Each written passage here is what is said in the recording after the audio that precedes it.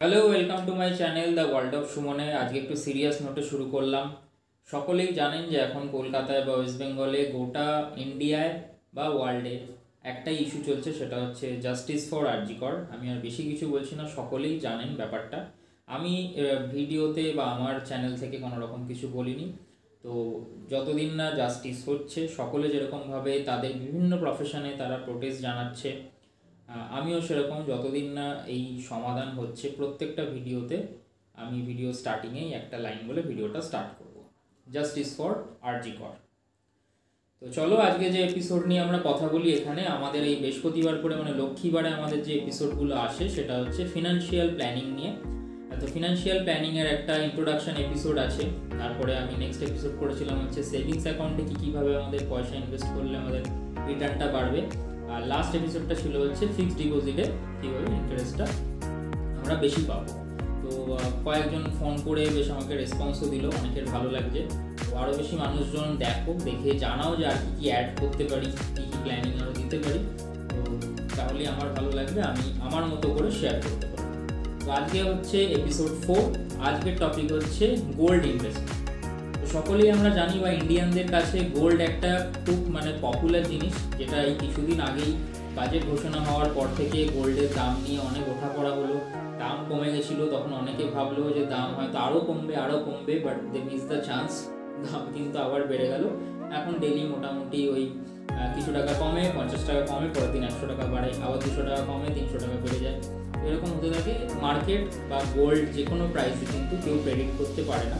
এটা মাথায় সকলে ঢুকিয়ে নিন, যারা ডেলি ট্র্যাক করেন বা যারা এই আশায় থাকেন যে কখন কমবে সেই সময় কিনবো। তো এইভাবে কিন্তু মার্কেট চলে না, মার্কেট তার নিজের ডিমান্ড আর সাপ্লাইয়ের ওপর চলে। তো আজকে গোল্ড নিয়ে কথা বলবো যে গোল্ডে কীভাবে ইনভেস্ট করলে রিটার্নটা আপনাদের বেশি আসবে। তো আমরা মেনলি বুঝি হচ্ছি যে দেখবেন ছোটোবেলা থেকেই বা অনেক বাড়িতে এই কনসেপ্টটা আছে যে সোনার কিছু জুয়েলারি অর্নামেন্টস কিনে রাখতে, যে সোনার দাম পরে বাড়বে তখন সেগুলো আমরা পারচেস করে রাখছি, সেল করে সেটা দিয়ে আমরা রিটার্ন করতে পারবো। এবং সেই কনসেপ্টটা অনেক ক্ষেত্রে ঠিক, কারণ গোল্ড লোনও দেওয়া হয় আমাদের ইন্ডিয়ায়। যে কেউ আজকের দিনে গোল্ড কিনে রাখলো, পরবর্তীকালে সেই গোল্ডটা সে বেচতে তো পারেই, বেচে সেটা থেকে তো একটা তার রিটার্ন এলো। আর সেকেন্ড হচ্ছে গোল্ড কিন্তু লোনও দেওয়া হয়। অনেক এরকম এজেন্সি আছে যারা সেই গোল্ডটা আপনার যে গোল্ডটা অর্নামেন্ট আছে বা যে ফর্মেই থাকে ফিজিক্যাল ফর্মে, সেটাকে নিয়ে তারা সেটার এগেনস্টে একটা লোন আপনাকে প্রোভাইড করে। তো গোল্ডের এই দিক থেকে তো একটা কাজ আছে। আমি আজকে যে ওয়ে আউটটা বলবো, যেটা খুব স্মার্ট ওয়েতে, দুটো কাজ আপনারা করতে পারেন। আপনারা যদি ডিজিটাল গোল্ডে ইনভেস্ট করেন, তো প্রথম হচ্ছে যে বিভিন্ন ইটিএফ থাকে। ইটিএফ কি সেটা পরের সেকশানে বোঝাবো। তো গোল্ড ইটিএফে আপনারা ইনভেস্ট করতে পারেন, বা এখন অনেক জায়গায় ডিজিটাল গোল্ডও কিনতে পাওয়া যায়, বিভিন্ন অ্যাপে সেটা অ্যাভেলেবেল আছে। তো গোল্ডের দুরকম দাম হয়, একটা হচ্ছে সেলিং প্রাইস, হচ্ছে যে আমি হয়তো কিনে রেখেছি, সেল করব, তার প্রাইসটা কিন্তু সবসময় কম হয়, আর যখন আমি বাই করছি তার প্রাইসটা কিন্তু হাই হয়। তো এটা ফিজিক্যাল গোল্ড আর ডিজিটাল গোল্ডের ক্ষেত্রে সেম। ডিজিটাল গোল্ডের ক্ষেত্রে কী হয়, তার আর কি ডেপ্রিসিয়েশনটা অতটা হয় না, যেহেতু ওটার কোনো ফিজিক্যাল আমি ভ্যালু পাচ্ছি না, জাস্ট একটা অ্যামাউন্ট ইনভেস্ট হচ্ছে। তো ডিজিটাল গোল্ডে চাইবেন ইনভেস্ট করতে। আর ডিজিটাল গোল্ডে ইনভেস্ট করার সব থেকে best and most underrated instrument হচ্ছে এসজিবিস, যেটা গভর্নমেন্টের একটা পলিসি বা গভর্নমেন্টের দ্বারা নিয়ন্ত্রিত একটা ইনভেস্টমেন্ট প্ল্যান, যেটাকে বলা হয় সভরিন গোল্ড বন্ডস। তো এটার কি, এটা হয়তো অনেকেই জানেন, আমি আমার মতো করে যতটা বুঝেছি সেটা বোঝাচ্ছি। তো এটা একটা বন্ড যেটা এই গোল্ড এটাকে নিয়ন্ত্রণ করে, বা গোল্ডের দ্বারা এই বন্ডটাকে রেডি করা হয়েছে।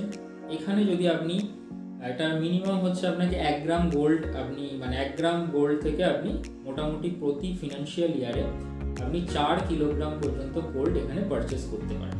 তো সিমিলারলি যেরকম ডিজিটাল গোল্ড পারচেস হয়, এখানে আপনি সাপোজ 1 গ্রাম একটা গোল্ড পারচেস করলেন আজকের ডেটে, কিছু রুলস আছে, কিছু পজিটিভ সাইড আছে, কিছু নেগেটিভ সাইড আছে। তো পারচেস করলেন, পারচেস করার সাথে সাথে কি হচ্ছে, আপনি ওই গোল্ডটা যতদিন ধরে হোল্ড করবেন, আজকে পারচেস করে যদি আপনি সাপোজ 5 বছর সেটাকে হোল্ড করেন, আপনি প্রতি বছর 2.5% করে সেটার উপর ইন্টারেস্ট পাবেন। যেরকম আমি সেভিংস অ্যাকাউন্টের ক্ষেত্রে বলেছিলাম, সেভিংস অ্যাকাউন্টেও মোরাইলে সেম 2.5% করে সেটা পাওয়া যায়, যে আমি যে টাকাটা রাখছি সেটার উপর 2.5%। তো আমি যত টাকার গোল্ড কিনলাম, আমি সাপোজ 1 গ্রাম গোল্ড কিনলাম, সেটার দাম আমি ধরছি 100 টাকা। তো সেই 100 টাকার ওপর আমি প্রতি বছরে 2.5% করে ইন্টারেস্ট পেতে থাকবো। আর এই ইন্টারেস্টটা সেমি অ্যানুয়াল, মানে হচ্ছে 6 মাস অন্তর আপনি পাবেন, মানে বছরে আপনি দুবার ইন্টারেস্ট পাবেন, বাট দুবার 2.5 করে নয়। টোটাল 2.5-এর যে অ্যামাউন্টটা হচ্ছে, সাপোজ সেই অ্যামাউন্টটা যদি 50 টাকা হয়, তাহলে আপনি 6 মাস পর পাবেন 25 টাকা, আবার ইয়ারের এন্ডে পাবেন 25 টাকা। এরকম করে যতদিন আপনি হোল্ড করলেন ওই 5 ইয়ার্স ওটা তো পেলেন। প্লাস আপনি যখন এটাকে সেল করবেন, সেল করার সময় যে গোল্ডের প্রাইসটা আপ হবে, আপ তো হবেই, ডাউন হওয়ার কোনো চান্স নেই, তখন আপনি সেই প্রাইস ওটাকে বিক্রি করতে পারছেন। এখানে ফিজিক্যাল কোনো ব্যাপারই থাকলো না, পুরোটাই ডিজিটাল। গোল্ড বন্ড সব থেকে পপুলার আর সব থেকে আন্ডার রেটেডও বলা যেতে পারে, মানে যারা ইউজ করে খুব ভালোভাবে ইউজ করে, যারা ব্যাপারটা জানে না তারা ইউজ করে না। কিছু রেস্ট্রিকশন আছে, সেটা হচ্ছে যে এটা কিন্তু ওই লিকুইডিটিটা অত নেই এর মধ্যে, যে আমি আজকে ইনভেস্ট করলাম কালকেই আমার পয়সার দরকার আমি সেটা তুলে নেবো, তো তুলে নিতে আমি পারবো না। এটা মিনিমাম আপনাকে 5 ইয়ার্সের লকিং এটাকে রাখতে হবে, মানে 5 বছর এটা লকিং থাকবে। আপনি যে ডেটে পারচেস করলেন, আজকের ডেটে পারচেস করলে আপনাকে আগামী 5 বছর কিন্তু আপনি ওটাতে হাত দিতে পারবেন না। সেই জন্য আমি 5 বছরের এক্সাম্পলটা দিলাম। আপনি সুদ পেতে থাকবেন, সবই পেতে থাকবেন। সুদ যেটা পাবেন সেটা হবে ট্যাক্স ফ্রি, সুদের যে অংশটা সেটা ট্যাক্স ফ্রি হবে, সেটার দিক থেকে একটা অ্যাডভান্টেজ পাবেন। এবং গোল্ডের প্রাইস সেই সময় যা ছিল সেটা পাবেন। গোল্ড কিন্তু মোটামুটি ওই মিউচুয়াল ফান্ড বা স্টক, আর হচ্ছে এদিকে যদি savings account, FD, PPF, EPF, এইগুলোর মাঝে পড়ে হচ্ছে গোল্ড। গোল্ড একটা মানে পোর্টফোলিওকে অনেকটা স্টেবিলিটি দেয়। গোল্ডে মোটামুটি আপনি ওই 9 থেকে 10% রেট ধরে রাখতে পারেন, যেটা মিউচুয়াল ফান্ডের থেকে কম আর এফডির থেকে বেশি। তো সেই জন্য গোল্ড কিন্তু একটা খুবই মানে ভ্যালুয়েবল একটা অ্যাসেট, সেরকম ভ্যালুয়েবল একটা ইনভেস্টমেন্ট প্ল্যানও অলসো। তো যারা যারা এসজিবিতে ইনভেস্ট করেন কমেন্ট করে জানান কীরকম, আর যারা ইনভেস্ট করেননি তারা একটু এসজিবি নিয়ে ঘাটাঘাটি করুন। বিভিন্ন প্ল্যাটফর্ম থাকে, বিভিন্ন প্ল্যাটফর্ম থেকে আপনারা এসজিবি কিনতে পারেন, এসজিবিতে আপনারা ইনভেস্ট করতে পারেন। যে গোল্ড নিয়ে এটাই ছিল। আর নেক্সট এপিসোডে আরও এক্সাইটিং কিছু টপিকে আমরা যাব।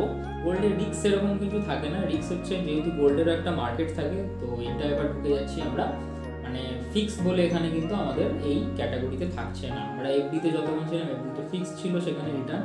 এখানে কিন্তু গোল্ডের প্রাইস সেই দিনে আপনি যেদিন বেচছেন সেই দিন যেরকম থাকবে সে অনুযায়ী প্রাইস হবে। হতেই পারে যে আজকে হয়তো 100 টাকায় কিনলেন, 5 বছর পর যেদিন বেচছেন সেটা হয়তো হয়ে গেল 85 টাকা। তো এটা সিনারিও বললাম, হবে না, বাট এরকম হতে পারে। তো সেই জন্য এগুলো কিন্তু এবার থেকে যে ইনভেস্টমেন্ট অপশানগুলো আমরা ঢুকছি, এগুলো কিন্তু মানে আর কি স্টেবল নয়, আনস্টেবল ইনভেস্টমেন্ট অপশান। সেইগুলো নিজেরা ভেবে রিসার্চ করে ইনভেস্ট করবেন। তো যেরকম আগের দিনই বলেছিলাম, আমার ভিডিওর যেটা tagline, high risk high return, low risk low return. Stay tuned for new video.